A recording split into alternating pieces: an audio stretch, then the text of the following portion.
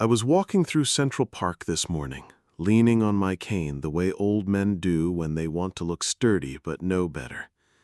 The air was crisp, the kind of autumn air that smells faintly of damp leaves and roasted chestnuts from the vendors scattered along the paths. Then I saw them. A cluster of students sprawled across the grass, books open, coffee cups balanced precariously on their laps, their laughter rising into the air like birds set free. And just like that, I was no longer a 75-year-old man, but a boy of 19 again, carrying a cheap notepad and a fountain pen that leaked more ink than it held. I remembered what it felt like to believe the world could be captured in words, that truth was something you could hold up to the light and let people see for themselves. I became a journalist in an America that no longer exists.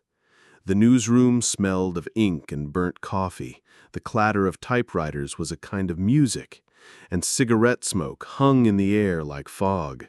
We chased stories with our shoes worn thin and our hearts beating too fast, believing that every byline mattered, every word carried weight.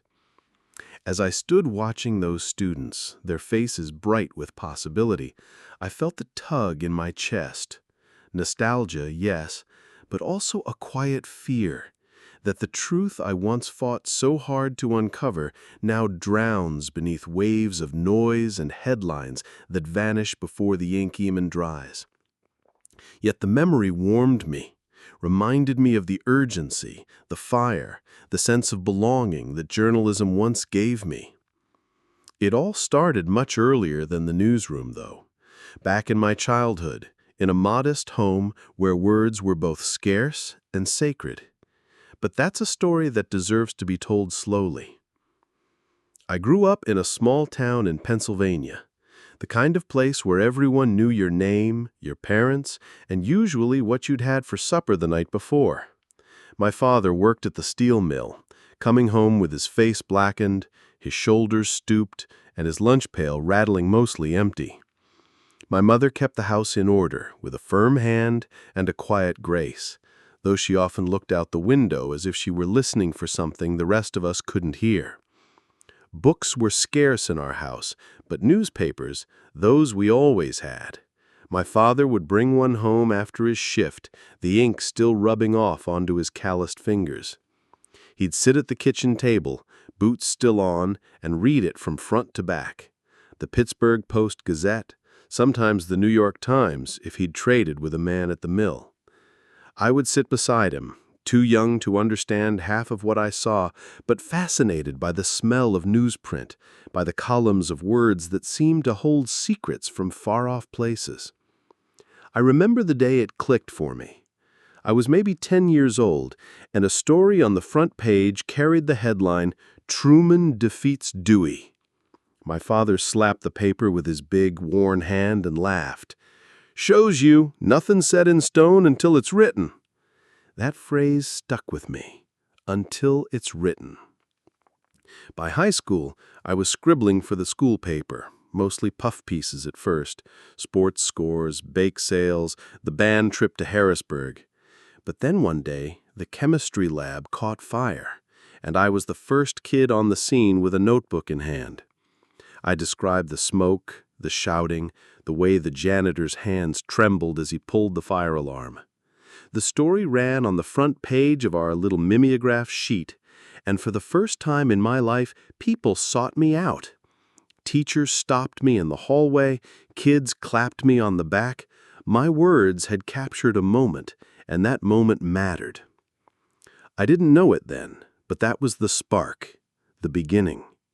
While other boys dreamed of being ball players or mechanics, I dreamed of chasing stories, of finding the truth, pressing it into words, and letting the world read it over breakfast. College was my first true taste of the wider world. I enrolled at a state university in 1966, carrying with me a suitcase that smelled faintly of mothballs and the last $20 my mother pressed into my palm. I majored in journalism, though my father muttered something about "writin' won't put food on the table." Still, he hugged me hard at the bus station, smelling of sweat, steel, and tobacco, and told me, "Make sure the truth matters to you, boy." The campus was alive in a way my small town had never been. The air buzzed with protest chants against Vietnam, the thrum of guitars in the quad, and the chatter of typewriters in the student newsroom. I remember the newsroom most vividly. Cluttered desks, walls lined with corkboards sagging under clippings, and that constant symphony of keys tapping, pages being yanked from typewriters, and the hum of the AP wire machine spitting out updates from around the world. That machine fascinated me. Words coming in from Saigon, Paris, New York, Washington, streaming onto rolls of paper.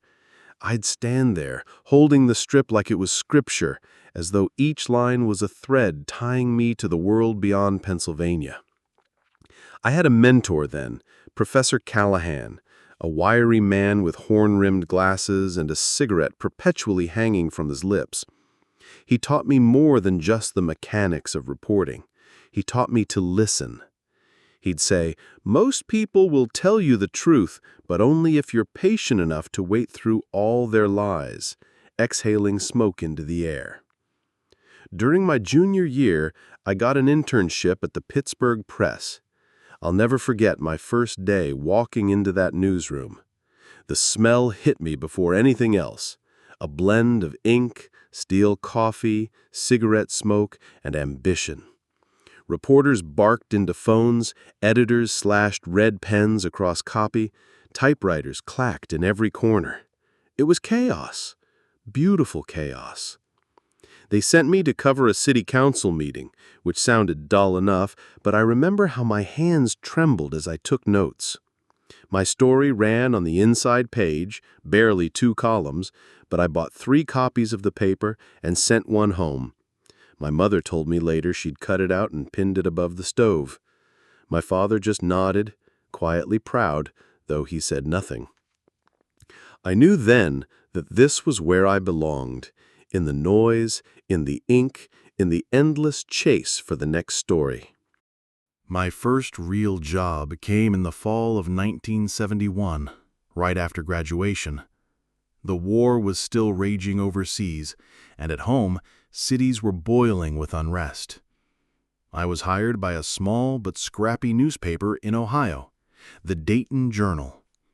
It wasn't glamorous, but it was a start, and I was 21 with more energy than sense.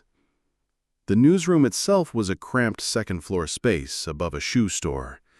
You could smell leather from downstairs mixed with the odor of ink, coffee gone bitter in the pot, and the faint mildew that clung to old buildings. My desk was an old oak table scarred with decades of cigarette burns and initials carved by restless reporters.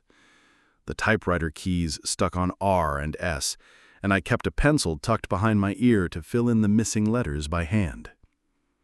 The news editor, a bulldog of a man named Frank, was as tough as they came.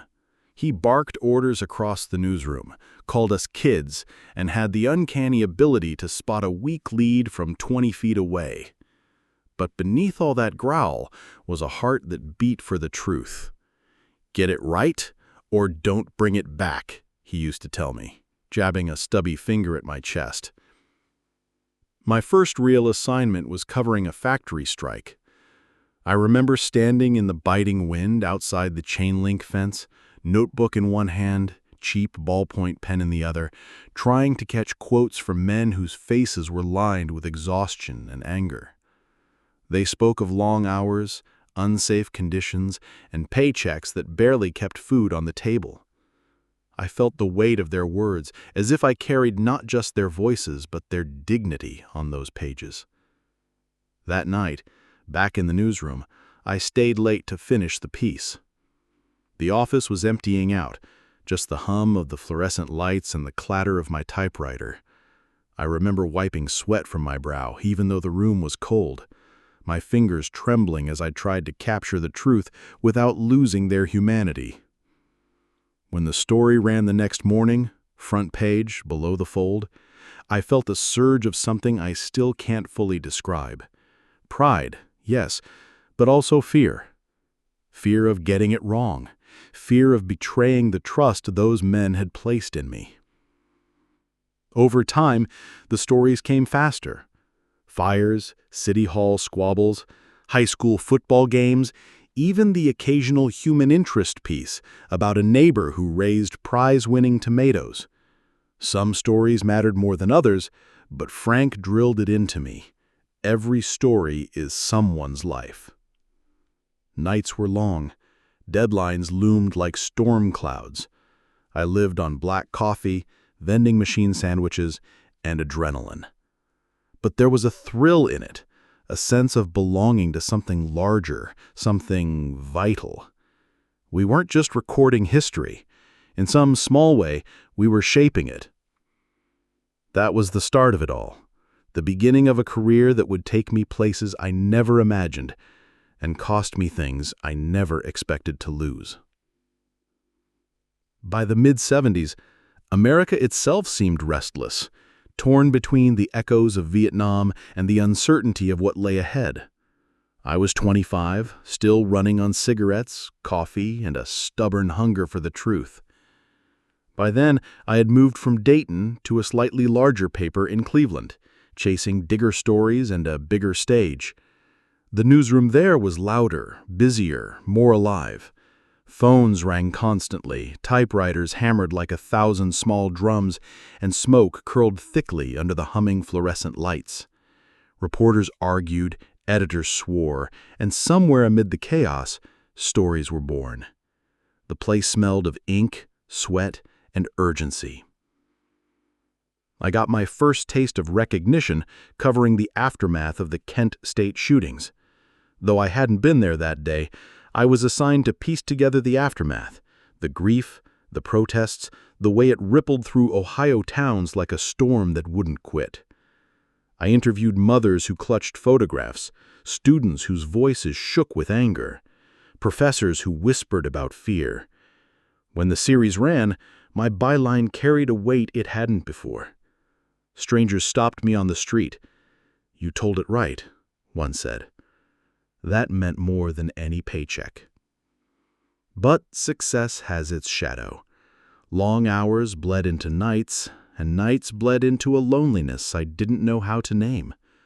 I had a girlfriend then, Mary Ellen, a librarian with kind eyes and a patience I didn't deserve. She'd wait for me with dinners gone cold, candles burned low, and a soft smile when I stumbled home long after midnight. I told myself I was doing it for us, for a future, but often I caught the look in her eyes, the one that said she knew she was second place to the newsroom. My assignments grew heavier.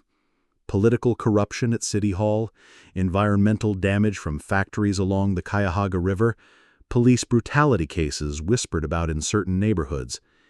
Each story demanded not just words, but pieces of me, time, empathy, sleepless nights.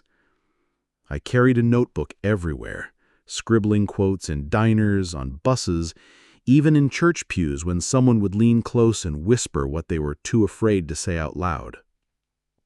I learned quickly that journalism wasn't just about ink and paper. It was about trust. People opened doors to me that they kept locked from the world, and I knew the responsibility I carried. A wrong word could ruin a life. A right one might save it. Still, there was a thrill, almost intoxicating. The first time my name appeared above the fold, bold and sharp, I cut the page out and mailed it to my parents. My father, who had spent 30 years working at a steel plant, wrote back in his careful script, "Proud of you, son. Keep telling the truth." But telling the truth had its cost. Friends began to drift away, tired of canceled plans, tired of my distracted gaze always drifting back to the story. Even Mary Ellen started asking if I could just let it go for one evening. I couldn't. News never waited. And yet, late at night, when the presses thundered to life and the building shook with the sound of thousands of papers being born, I felt something holy. I'd stand by the press room door, breathing in the hot ink and paper, my story now part of the city's heartbeat. It was only the beginning, though. Bigger stories, national headlines, and personal reckonings were waiting just beyond the horizon. And I, young and reckless, thought I could carry it all. By the late 70s, I found myself boarding a Greyhound bus bound for Washington, D.C., clutching a leather satchel stuffed with notebooks, pens, and the foolish confidence of a man who believed he was destined for something bigger. Cleveland had been good to me. It had given me a name, a reputation. But when my editor pulled me aside and said, "We need a man in D.C., and you've got the fire for it," I didn't hesitate. Washington was a different beast altogether. The air was heavier there, humid, tense, humming with ambition. Even the sidewalks seemed to buzz with conversations that mattered. Lobbyists in suits smoked on corners, interns dashed with folders under their arms, and the monuments loomed white and solemn, like they were keeping secrets of their own. I started on the Hill, covering committee hearings most people never bothered to read about. Dry transcripts to some, but to me each word dripped with implications, money moving hands, deals made in whispers. I filled notebook after notebook, learning quickly that truth here wasn't shouted. It was buried, and you had to dig, carefully, or risk getting buried yourself. It was exhilarating, yes, but lonely. My nights were spent in a rented walk-up apartment on Capitol Hill, one dim lamp over my typewriter, my fingers pounding until dawn.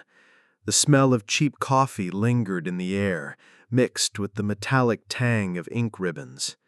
I'd send dispatches back to Ohio, and my editor would call me at ungodly hours. "Good work. Keep pressing." That was enough fuel to keep me going. But the cost was mounting.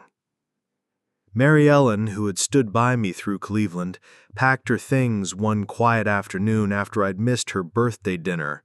Again. She left me a note on the kitchen table. "You love the story more than you love me, and I can't compete with headlines." I crumpled it, smoothed it out, crumpled it again, but I never called her. Pride and exhaustion held my tongue. Still, D.C. gave me moments I'll never forget. I remember sitting in a cramped press gallery, listening as senators sparred over energy policy, my pen racing to keep up.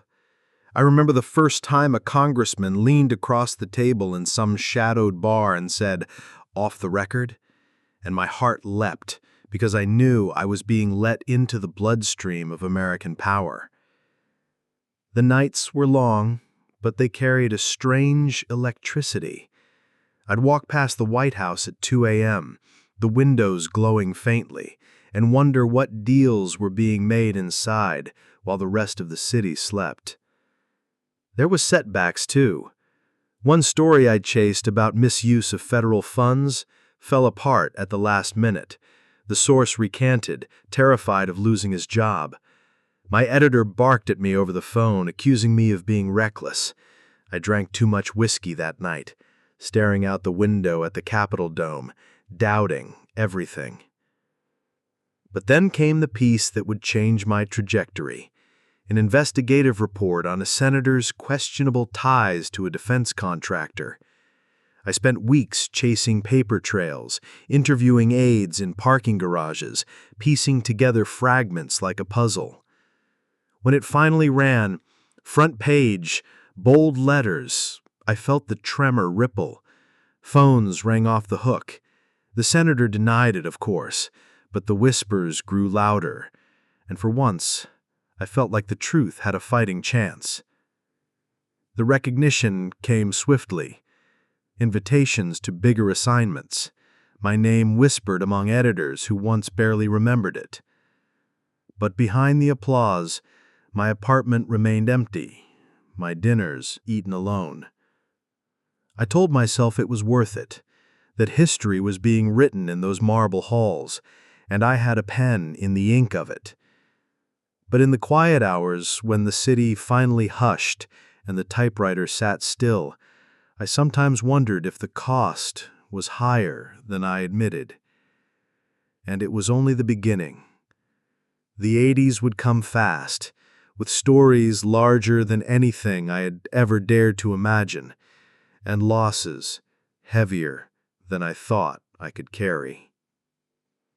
The 1980s arrived with the sound of Reagan's voice crackling through television sets in every diner and bar across the country. The optimism was palpable, the kind only America seemed capable of conjuring, a sense that we were once again destined for greatness. But beneath it there was an unease. The Cold War hadn't loosened its grip. Nuclear shadows stretched across our daily lives, and I, stationed in Washington, felt like I was standing at the very edge of history's drafting table. As a journalist, I found myself covering foreign policy more than ever before. The State Department briefings, with their stale coffee and the hum of fluorescent lights, became my second home. Rows of reporters leaned forward in their chairs, pencils poised, as officials gave careful, rehearsed statements. The real news, though, never came from the podium. It came in the hurried steps of aides rushing down corridors, the whispers in back rooms, the nervous glances exchanged when someone had said too much. I remember one winter morning in '83, the city wrapped in frost, when I got a call from a contact at the Pentagon. "There's something moving in Europe. Missiles. You didn't hear it from me." My pulse quickened as I scribbled notes, my hands shaking. I knew enough to understand what he was hinting at. Nuclear tension wasn't an abstract threat. It was being mapped out in real time, and I was chasing it with ink and words. The pressure was immense. Every story felt like it carried the weight of the world, and some nights, lying in bed in that lonely DC apartment, I swore I could hear the ticking of a clock that belonged not to me, but to civilization itself. Yet amid the tension, there were flickers of life that reminded me I was more than my bylines. I'd walk past the mall on summer evenings where kids played frisbee and couples picnicked under the shadow of the Washington Monument. I'd smell roasted peanuts from the vendors and hear the strains of jazz drifting from open windows of Georgetown bars. America was still living, still laughing, even as we stood on the edge of something that could erase it all. But my personal life, well, that remained fractured. Mary Ellen had remarried by then. I read about it in the Plain Dealer one rainy morning, her smile staring back at me in a wedding photo. It cut deeper than I had expected. My parents were aging fast, their letters full of doctor's visits and quiet admissions that time was stealing their strength. And me? I had the pages of the Post and the clatter of my typewriter. Companions of sort, but never the same as a warm hand across the table. The hardest part wasn't the loneliness, though. It was the creeping doubt. I began to ask myself, was I really uncovering truths? Or was I simply feeding a machine that swallowed facts and spit them back out, polished and toothless? Some stories were buried before they ever saw print. Others were trimmed so carefully they barely resembled the truth I'd uncovered. But then there were moments that kept me alive, that reminded me why I had chosen this path. Like the day I reported on a group of Vietnam veterans protesting in front of the White House. They stood in the rain, holding weathered signs, their voices raw with grief and anger. My article gave them more attention than they had received in years, and for weeks afterward, I got letters, Real letters, written by hand, from men and women across the country, thanking me for not letting their sacrifices be forgotten. Those letters, folded and tucked in a drawer I still keep, mattered more than the awards and the paychecks. They were proof that sometimes words could still make a dent in the armor of indifference. The 80s were a blur of deadlines and deadlines missed, of watching presidents speak through television screens and then chasing the ripples their words left behind. I lived on adrenaline, coffee, and the illusion that time was endless. But of course, time wasn't endless. And before long, the stories I covered abroad would follow me home, weaving into the very fabric of America's soul. The fall of the Berlin Wall in 1989 is etched in my mind as if it happened yesterday. I wasn't there in person, not standing on the crumbling concrete with my hand pressed against its graffiti-smeared surface, but I might as well have been. I sat in the newsroom in Washington, eyes glued to the grainy footage flickering on the monitor. The cheers of the crowds on the other side of the world reached us across that ocean of static. And for the first time in decades, I felt hope hum through the air like a forgotten melody rediscovered. I wrote about it with tears in my eyes, not just because it was history unfolding, but because it meant that maybe, just maybe, the world my children and their children would inherit would be safer, freer. I remember typing feverishly, my fingers stumbling as if they couldn't keep pace with my heart. The wall, I wrote, didn't fall in a day.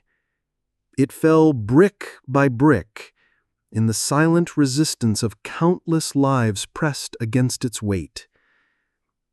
It was the kind of line that came from somewhere deeper than me, as though history itself had dictated it. But if the fall of the wall lifted a weight, the years that followed laid down new ones.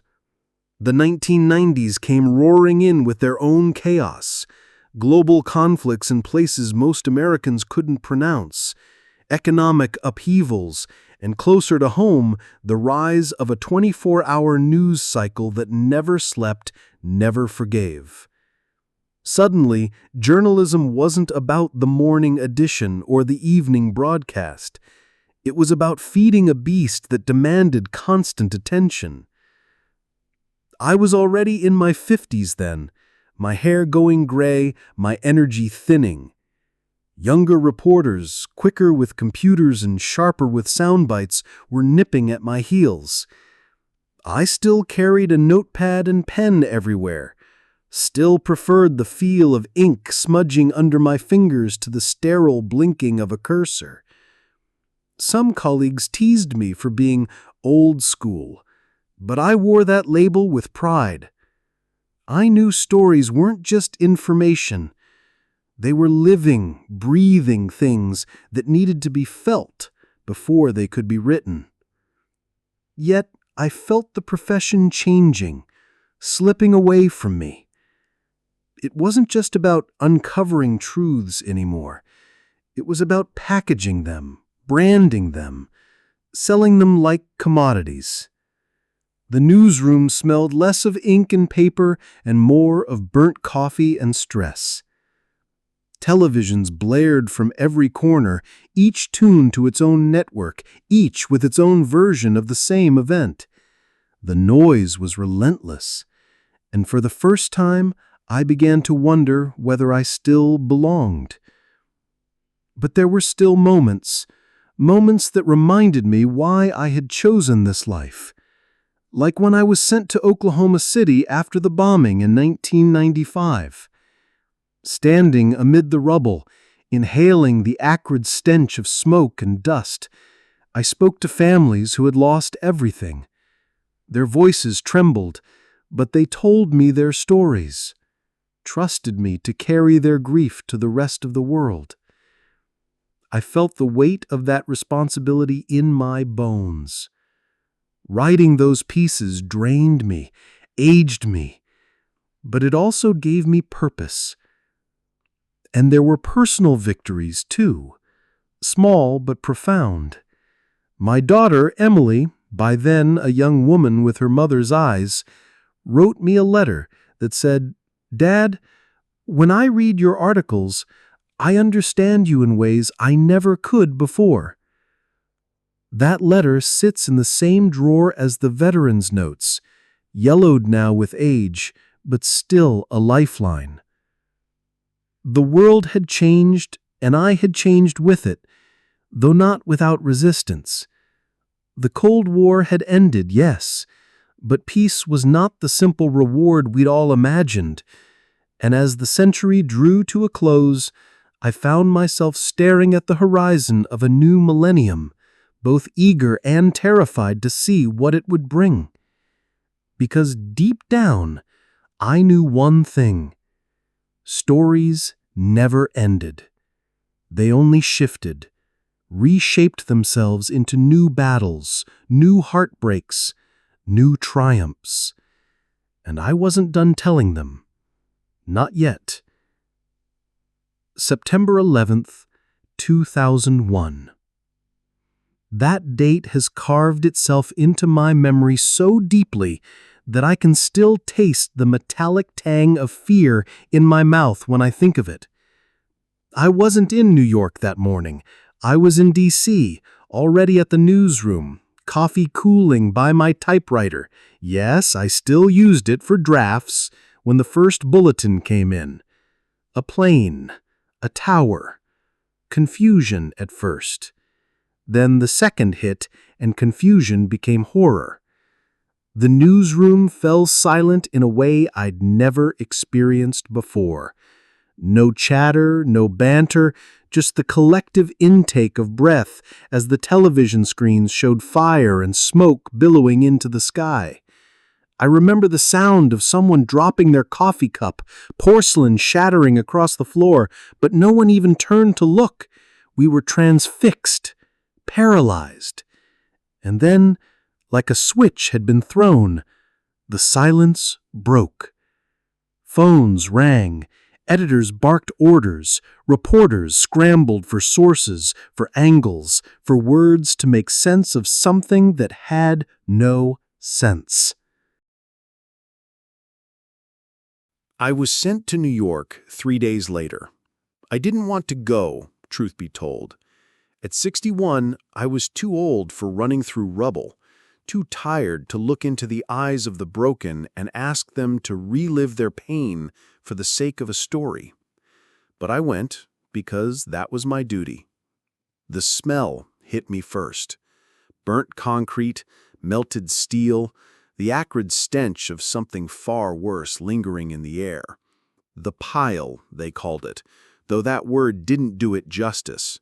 It was devastation, twisted and towering, with smoke still rising like some ghastly reminder that the nightmare wasn't over. Volunteers and firefighters moved through the wreckage like ghosts, their faces streaked with soot and tears. I interviewed a firefighter who hadn't slept in 72 hours. His voice cracked as he told me about carrying down a woman's shoe. Just a shoe. The only piece of her they could recover. I didn't write his words right away. I sat with him instead. Just a man to another man, holding the silence between us. Later, when I did write, my hands trembled. The article that came out wasn't just reporting. It was a lament, a collective grieving put to paper. But here's the truth I never admitted back then. I was afraid, not just of what had happened, but of what it meant for the world my children and grandchildren would inherit. The fear that followed, the endless airport checks, the suspicion, the wars we launched overseas, it seeped into every corner of American life. I reported on it, yes, but I also lived it. I saw the looks of mistrust exchanged in subway stations, the way neighbors stopped talking to each other, how paranoia dug its claws into the American spirit. My editors wanted speed, headlines, clicks, though they didn't call them that yet. I wanted truth. I wanted depth. Sometimes those collided, and I fought bitter battles in that newsroom. Some days I won. Most days I didn't. The profession I had given my life to was morphing into something I barely recognized, and after 9/11, it only accelerated. News wasn't about clarity anymore. It was about being first, being loud, being relentless. And yet, there were moments that reminded me why I couldn't walk away. A widow I interviewed months later wrote me a letter, thanking me for giving her husband's story dignity. That mattered. That still matters. Those are the things I hold on to when I wonder if it was all worth it. Looking back now, I realize that September morning was the dividing line of my career. Before it, I was a journalist chasing stories. After it, I became something else. An old man chasing meaning, trying to piece together a fractured nation through words that never felt big enough. And maybe that's what journalism is at its core, trying to catch the uncatchable, to describe the indescribable, and praying someone out there feels a little less alone because of it. The wars came quickly, as if grief had turned into a hammer looking for nails. Iraq, Afghanistan, words that filled our pages day after day, names of towns and villages that most Americans couldn't pronounce, but suddenly carried the weight of life and death. I covered Washington mostly in those years, but I made 3 trips overseas. I wasn't embedded in the way younger reporters were. I didn't wear a Kevlar vest or ride in Humvees every day. My knees wouldn't have allowed it. But I walked through refugee camps, talked with young Marines barely older than my grandson is now, and sat across from locals who told me in halting English how their homes had been bombed and their families scattered. There was one boy, I'll never forget him, in Fallujah. He was maybe 10 years old, dark hair matted with dust, holding the broken handle of what must have once been a toy truck. He looked at me the way my son had looked at me after I'd raised my voice at him, hurt but searching, as if I held some answer. And I had nothing, just a notebook in my hand and a lump in my throat. I wrote his story, but I never felt I did him justice. I don't think anyone could. Back home, the newsroom was changing faster than I could catch my breath. Computers were no longer optional, they were mandatory.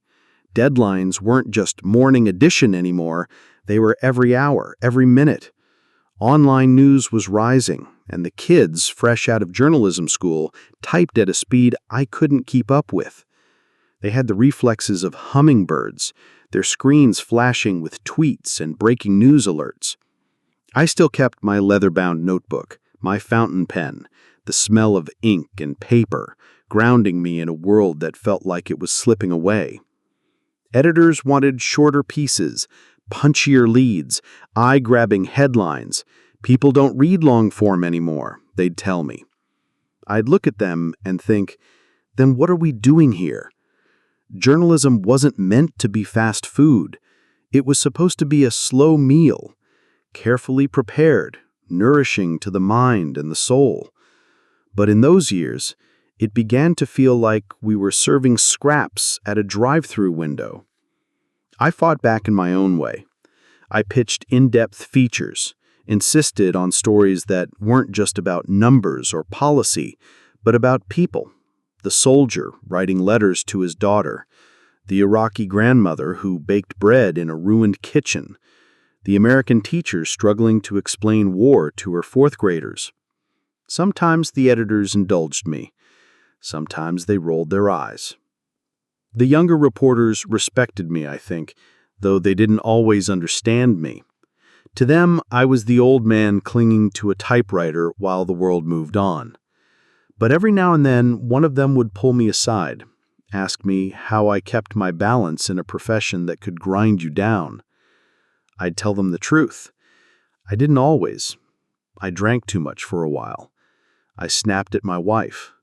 I missed birthdays, anniversaries, moments I can't get back. That was the price. Every story I told came with a receipt, and I paid it at home. Still, there was pride. Not in the wars, not in the politics, but in the moments of connection. In the letters from readers who said they cried when they read about that boy in Fallujah. In the veterans who shook my hand and thanked me for getting it right. In the fact that even as the world changed, some people still believed in words on a page. But inside me, a quiet fear had begun to grow. A fear that I was becoming irrelevant, that my voice, once steady and sure, was being drowned out by the constant roar of the 24-hour news cycle, that my kind of journalism, measured, careful, deeply human, was going extinct. And perhaps in some ways, it was. By the time I hit my late 60s, the weight of everything pressed on me in ways I hadn't expected. My knees ached after long days in the field, my back stiffened from hours hunched over keyboards and notebooks. I started forgetting small things, appointments, deadlines, even names of people I'd known for years. The newsroom smelled different too, cleaner, newer, but somehow colder. The laughter of young reporters bouncing ideas around felt distant, almost foreign. At home, it was harder. My wife, Ellen, grew quieter over the years. I knew she was proud of my work, but she also knew how much it had taken from us. Missed dinners, skipped anniversaries, nights when I returned home smelling of ink, smoke from old offices, and the faint metallic tang of adrenaline from chasing stories that sometimes should have been left alone. Our son, Michael, had long since moved to Boston, married with kids, his life full, and ours increasingly empty in contrast. I missed being there, being present.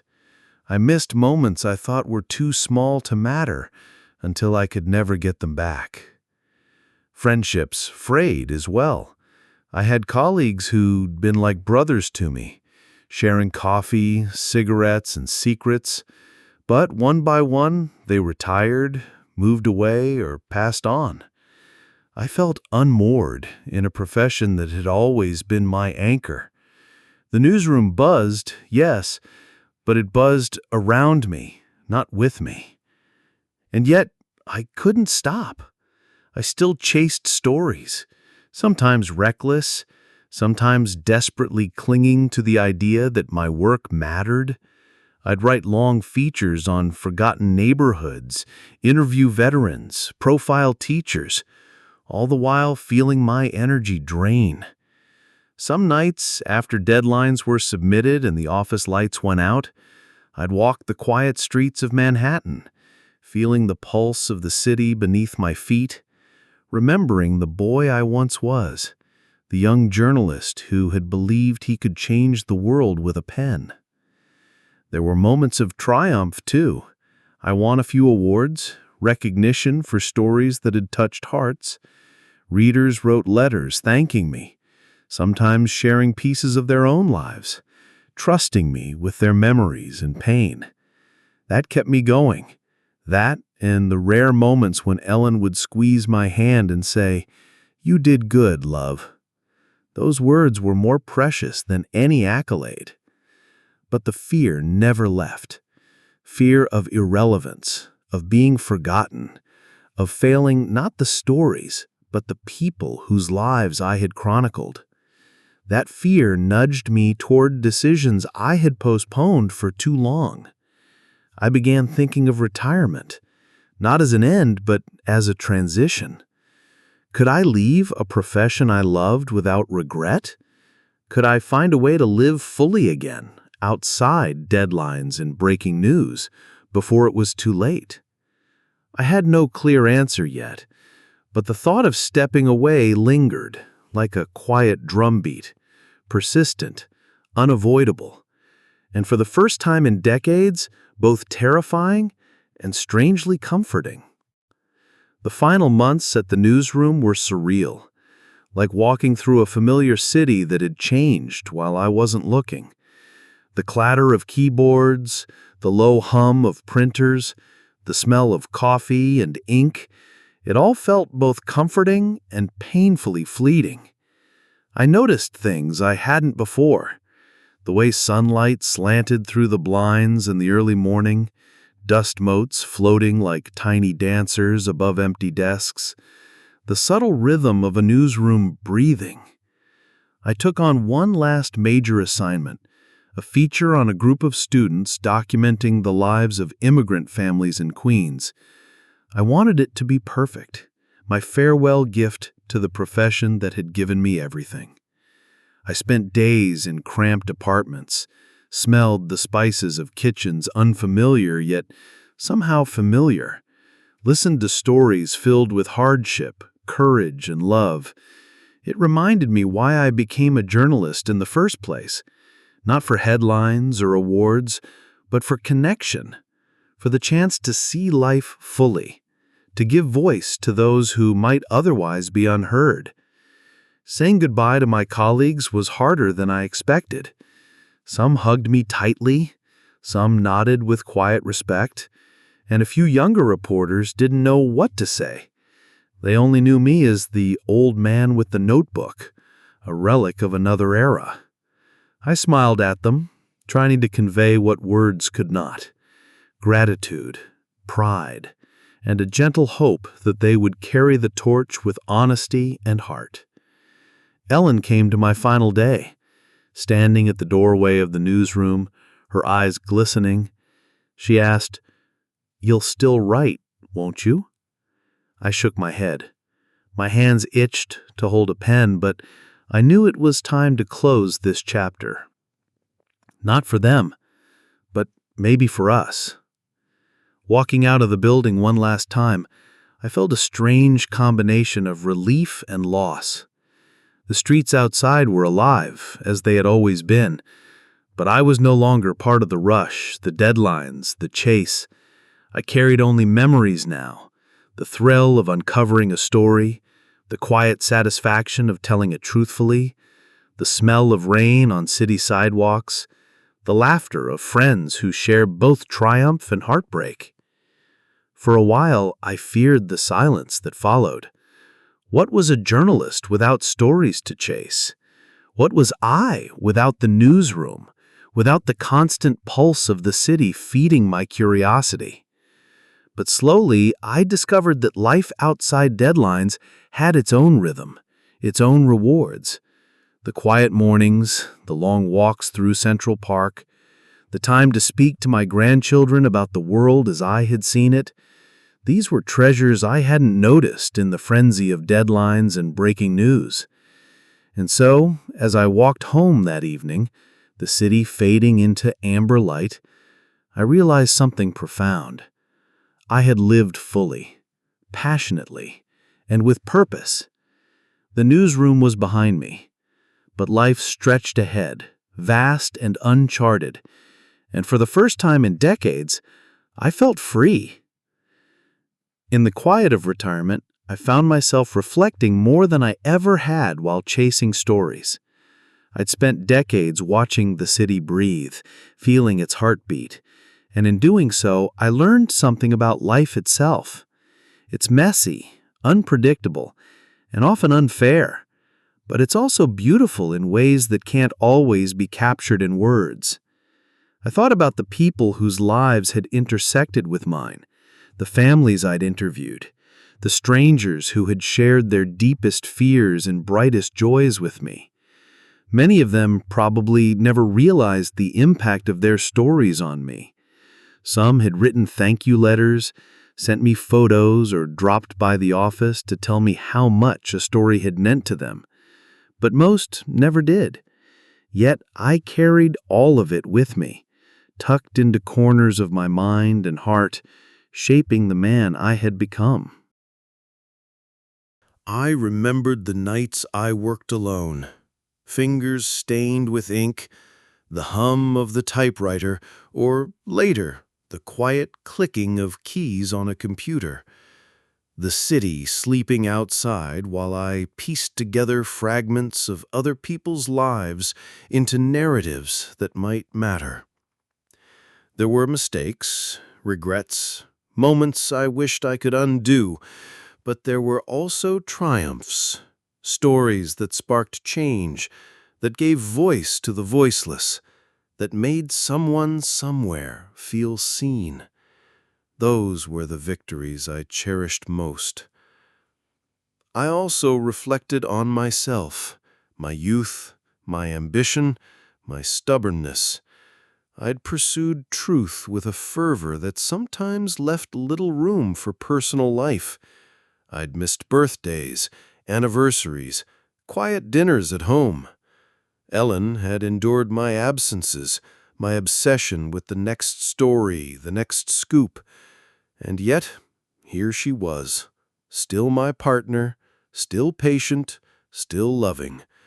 I realized that gratitude was a quiet thing, built from years of small gestures, shared experiences, and the understanding that love often requires sacrifice. Walking through the park now, seeing students with notebooks, young couples laughing, and the occasional street performer, I felt a gentle joy. The world was still alive, still vibrant, and I could witness it without the constant pressure of deadlines. I could savor moments without the urgency of the newsroom, and in that I discovered a new kind of storytelling, the stories of my own life, my own memories, my own reflections. It was in these quiet reflections that I finally understood.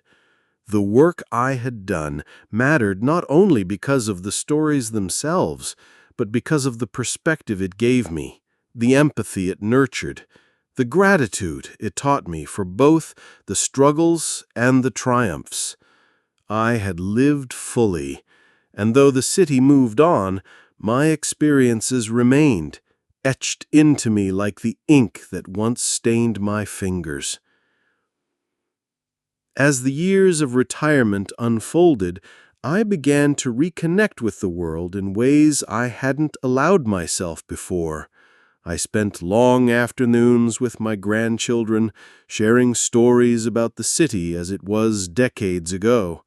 The smells of newsprint, the rush of taxis, the clatter of the subway, the hum of life that never seemed to stop. They listened wide-eyed, sometimes laughing, sometimes asking questions I hadn't thought about in years. It was in their curiosity that I found a new kind of purpose, one that didn't come with deadlines or pressure, but with joy and connection. I also found myself drawn back, in a gentler way, to the craft that had defined me. Young journalists, some ambitious, some unsure, all eager, would occasionally stop by my small apartment or call to seek advice. I shared what I could, how to listen, how to observe, how to find truth in moments that seemed mundane. They reminded me of my younger self, brimming with energy and certainty, and in guiding them, I felt both the satisfaction of passing on knowledge and the bittersweet recognition of time's passage. Evenings were often quiet, spent watching the sunset over the rooftops, the city lights flickering on one by one. I thought about Ellen, who had been my constant through decades of chaos, and I felt a profound gratitude. Life had given me both the thrill of chasing stories and the comfort of deep, enduring love.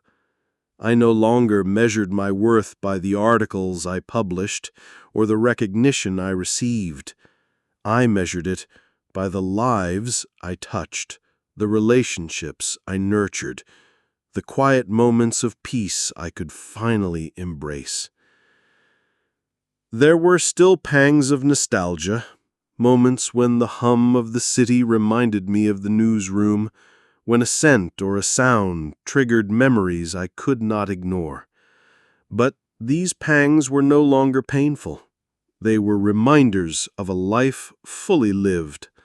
I had seen the world through a lens few could imagine, and now I could simply savor it, free from the relentless pace that had once defined me. In those quiet days, I realized that I had come full circle. The city that had once demanded so much of me now offered a gentle reflection of all I had experienced. And in that reflection, I found peace, a deep contentment that I had earned through decades of dedication, struggle, love, and learning. And now as I walk through the park on these calm afternoons, I feel the weight of 75 years settling comfortably on my shoulders. The city around me hums with life, the laughter of children, the chatter of friends, the faint rhythm of distant traffic, and I am content to simply be a part of it, without urgency, without expectation. I think about the long nights in the newsroom, the stories that changed lives, the mistakes and triumphs, the deadlines that seemed insurmountable. I think about Ellen, my steadfast companion, and our children, now grown and building their own worlds, and the grandchildren who find wonder in my stories. I remember friends I've lost, colleagues I've cherished, the mentors who shaped me, and the students I now guide with patience and care. There is a serenity in knowing that I gave my all to my work, to my family, to the craft I loved. The city shaped me, challenged me, and rewarded me in ways I could never have anticipated. Every rejection, every late-night deadline, every triumph, every quiet moment of recognition, they all added up to this life I now reflect on with gratitude rather than regret. I stop beneath a tree, watching a golden leaf drift to the ground, and I feel the pulse of all those years within me. The ink-stained fingers, the smell of paper and coffee, the energy of a newsroom alive with stories, they are all part of me, woven into the fabric of who I am. And in that quiet understanding, I smile. I am proud of the life I have lived. I am grateful for the people I have loved and who have loved me. I am fulfilled by the stories I have told, the voices I have lifted, and the moments I have witnessed. Life, in all its chaos and beauty, has been a gift, and as I continue my gentle walk through the park, I carry it all with me, the past, the present, and the quiet anticipation of whatever moments remain. I am, in every sense, at peace, and I am happy, truly, deeply happy, that I lived my life exactly as I did. The city whispers around me, and I whisper back in gratitude.